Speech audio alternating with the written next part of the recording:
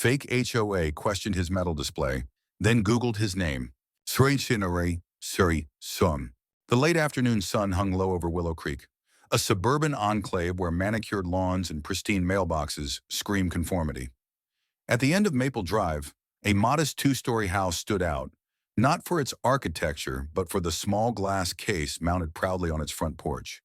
Inside gleamed a collection of military medals, Bronze Star, Purple Heart, and others, polished to a mirror shine, catching the light like tiny beacons of valor. To the neighbors, it was a quiet testament to the man who lived there, Elias Kane, a retired veteran who kept to himself, his gray hair cropped short, his eyes carrying the weight of battles long past. Elias was a man of routine.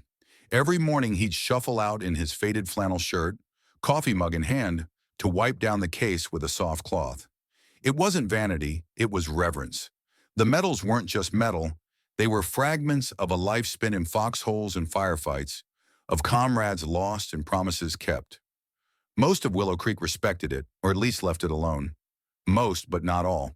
Enter Karen Whitaker, the self-appointed queen of the Willow Creek Homeowners Association. Karen was a force of nature in yoga pants and a perpetually pinched expression, her blonde bob so sharp it could slice through small talk. She wielded the HOA rulebook like a holy text, her emails a barrage of passive-aggressive font choices. To Karen, Elias's metal display was an eyesore, a violation of Section 4.2. No exterior decorations without board approval. At home, she'd been itching to confront him since the day he moved in 3 years ago. His quiet demeanor and refusal to attend HOA meetings, a personal affront to her authority. It started with a letter, slipped into Elias's mailbox on a crisp October morning. Dear Mr. Kane, it read, your unauthorized display violates community standards. Please remove it within 48 hours or face fines. Elias read it over his coffee, his jaw tightening. He folded the letter, tucked it into a drawer, and went about his day. The medal stayed. Karen, predictably, was incensed. She rallied her inner circle. Brenda, the treasurer with a penchant for gossip, and Todd, the landscaper who nodded along to keep the peace. It's not about the medals, Karen insisted, her voice rising at the HOA meeting. It's about rules. If we let one person break them, what's next? Flamingos? Christmas lights in July? The room murmured agreement, though a few exchanged uneasy glances. Elias wasn't just some retiree. He was a veteran. Still, Karen's fervor carried the day. The next morning, she marched to Elias's house armed with a clipboard and a smug smile. Elias was on his porch, wiping down the case as always. He looked up, his weathered face unreadable. Mr. Kane, Karen began, her tone dripping with condescension. I'm sure you received my letter. This display is a clear violation. I'd hate to escalate this, but rules are rules. Elias set down his cloth, his movements slow, deliberate. Ma'am, he said, his voice low but steady, these medals aren't decorations. They're history, mine and others. Karen scoffed, undeterred. History or not, you need approval. And frankly, how do we even know they're real? Anyone can buy medals online these days. Stolen valor is a serious issue, you know. The accusation hung in the air, sharp and ugly. Elias's eyes darkened, but he said nothing, just turned back to his task. Karen, taking his silence as defeat, strutted away, already drafting her next email. Word of the confrontation spread like wildfire. Willow Creek was small, and gossip was its currency. By evening, neighbors were whispering over fences in group chats. Some sided with Karen, rules are rules, while others were appalled. She called him a liar, said Maria, the single mom across the street. That man served. My dad was in Vietnam. I know what those medals mean. The divide grew, splitting the community into camps, Karen's loyalists and Elias's defenders. Karen doubled down. She posted in the neighborhood Facebook group a lengthy screed about maintaining standards and verifying claims. She even hinted at hiring a private investigator to ensure authenticity, a move that raised eyebrows even among her allies. Brenda, ever the sycophant, commented, "Great work, Karen. We can't let people fake their way into our community." Todd stayed silent, but his wife, Lisa, was starting to question the crusade. "What if he's telling the truth?" she asked Todd one night. He shrugged, unwilling to cross Karen. Elias, meanwhile, remained stoic. He didn't engage with the whispers or the glares, But Maria noticed a change. His morning routine grew shorter, his shoulders a little more hunched. She decided to act. Over coffee, she convinced her teenage son Jamal to dig into Elias's past. "He's not on social media," Jamal said, scrolling through his phone, "but I'll find something." What started as a favor for his mom became an obsession. Jamal scoured public records, military archives, even old newspaper clippings. He wasn't prepared for what he'd uncover. The tension in Willow Creek simmered as October bled into November. Karen's campaign intensified. She organized a compliance walk to inspect properties, her clipboard now a symbol of tyranny. When she passed Elias's house, the metal still gleaming, she snapped a photo and sent it to the HOA board with a single word: unacceptable. The fines began. $50 a week, then $100. Elias paid them without protest, but the strain was evident. His porch light stayed off at night, a small but telling sign. The neighborhood was fracturing. At the local diner, arguments erupted over pancakes. "Karen's gone too far," said old Mr. Thompson, a Korean war vet who'd known Elias casually. "Those medals are real. I'd bet my pension on it." Across the room, Brenda parroted Karen's line. "If he's so proud, why won't he prove it?" The diner's owner, fed up, banned HOA talk to keep the peace. Maria and Jamal became Elias's quiet champions. Jamal's research was slow but relentless. He found a grainy photo from a 1991 Desert Storm article showing a young Elias, then Sergeant Elias Kane, being decorated for pulling wounded soldiers from a burning Humvee. The article detailed his Bronze Star, earned under fire, and mentioned a Purple Heart for shrapnel wounds. Jamal cross-referenced it with military databases, confirming every detail. But the real bombshell came from an obscure veterans forum, a post from 2005, where a user named E. Kane shared a story of guilt, of surviving when his squad didn't. The post was raw, haunting, and unmistakably Elias's voice. Maria urged Jamal to share it, but he hesitated.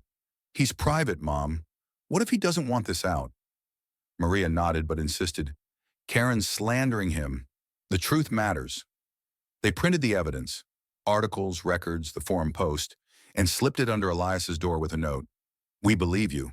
What do you want us to do?" Elias read it alone, the papers trembling in his hands. He hadn't spoken of those days in years, hadn't wanted to.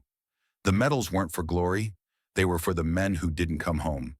Karen's accusations had reopened old wounds, but Maria's gesture stirred something else: resolve. He called Maria the next day. "Share it," he said quietly, "but not for me, for them." Jamal posted the findings in the neighborhood group, tagging Karen. The post was clinical, factual, links to articles, scans of records, even a photo of young Elias in uniform, his face grim but proud. The final line was a quote from the forum post: "I wear these medals not because I'm a hero, but because they were." The group exploded. Comments poured in. Shock, apologies, outrage. "Karen, you owe him an apology," wrote Lisa, Todd's wife, breaking ranks. Others followed, a tide turning against the HOA's reign. Karen was livid. She deleted the post, claiming it was unverified, but the damage was done. Screenshots circulated, and neighbors began showing up at Elias's porch, not to gawk, but to listen. Mr. Thompson brought a six-pack and shared war stories. Maria baked cookies. Even Todd, sheepish, mumbled an apology. Elias didn't gloat. He just nodded, his eyes soft but guarded. Karen's empire began to crumble. Brenda distanced herself, citing personal reasons. The HOA board called an emergency meeting, and for the first time Karen's motions were voted down. A petition circulated to revise the rules, prioritizing community values over petty regulations. Karen fought back, her emails growing shrill, but her influence was waning. She'd overplayed her hand, and Willow Creek was waking up. Suriname. The showdown came at the November HOA meeting, held in the community center's stuffy auditorium. Karen stood at the podium, her voice tight as she defended her actions. "This isn't about one man," she insisted. "It's about fairness. If we bend the rules for him, we set a precedent." The room was packed, the air electric with anticipation. Elias sat in the back, his flannel shirt pressed, his medals pinned to his chest. Not the display case, but his actual uniform, worn for the first time in decades. Maria stood up, holding Jamal's printouts. Fairness, she said, her voice shaking but clear. You accused a veteran of lying about his service. You fined him for honoring his fallen friends. That's not fairness. That's cruelty. She read from the Desert Storm article, her words cutting through Karen's protests. The room stirred, murmurs turning to applause. Then Elias rose. The room fell silent. He walked to the front, his limp more pronounced under the fluorescent lights.